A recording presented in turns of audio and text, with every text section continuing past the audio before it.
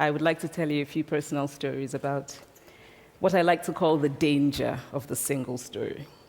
My mother says that I started reading at the age of 2, although I think 4 is probably close to the truth. So I was an early reader, and what I read were British and American children's books. I was also an early writer. And when I began to write at about the age of 7, stories in pencil with crayon illustrations that my poor mother was obligated to read, I wrote exactly the kinds of stories I was reading. All my characters were white and blue-eyed. They played in the snow. They ate apples. And they talked a lot about the weather, how lovely it was that the sun had come out. Now, this despite the fact that I lived in Nigeria. I had never been outside Nigeria. We didn't have snow. We ate mangoes. And we never talked about the weather because there was no need to. Because all I had read were books in which characters were foreign, I had become convinced that books, by their very nature, had to have foreigners in them and had to be about things with which I could not personally identify. Now, things changed when I discovered African books.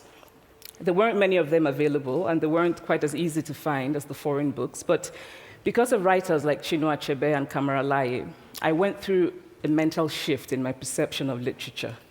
I realized that people like me, girls with skin the color of chocolate, whose kinky hair could not form ponytails, could also exist in literature.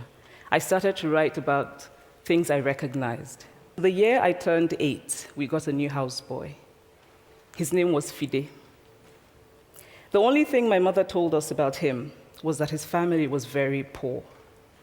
My mother sent yams and rice and our old clothes to his family. And when I didn't finish my dinner, my mother would say, "Finish your food. Don't you know people like Fide's family have nothing?"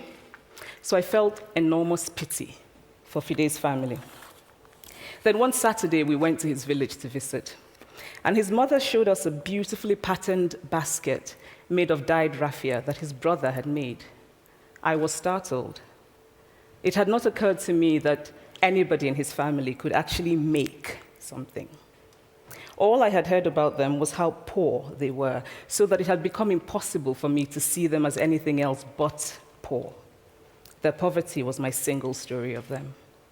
And if all I knew about Africa were from popular images, I too would think that Africa was a place of beautiful landscapes, beautiful animals, and incomprehensible people fighting senseless wars, dying of poverty and AIDS, unable to speak for themselves, and waiting to be saved by a kind white foreigner. I would see Africans in the same way that I, as a child, had seen Fide's family.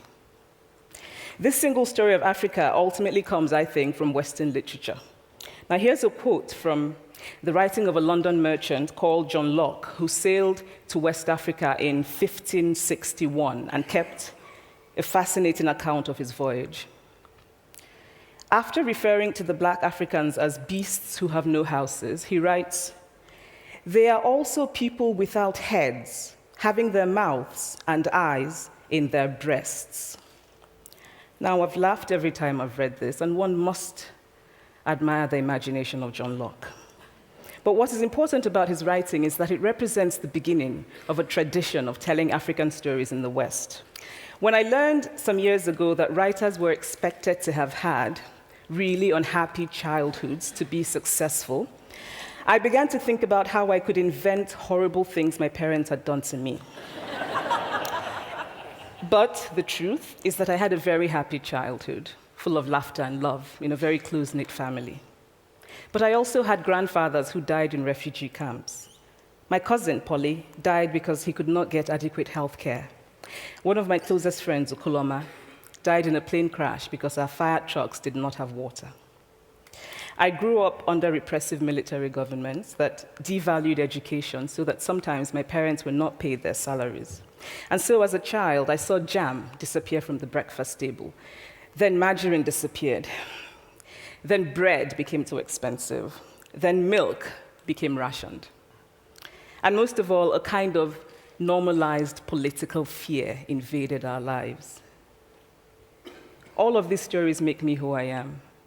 But to insist on only these negative stories is to flatten my experience and to overlook the many other stories that formed me. The single story creates stereotypes.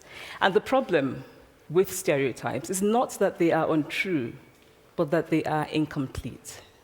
They make one story become the only story. I've always felt that it is impossible to engage properly with a place or a person without engaging with all of the stories of that place and that person. The consequence of the single story is this: it robs people of dignity. It makes our recognition of our equal humanity difficult. It emphasizes how we are different rather than how we are similar. Stories matter. Many stories matter.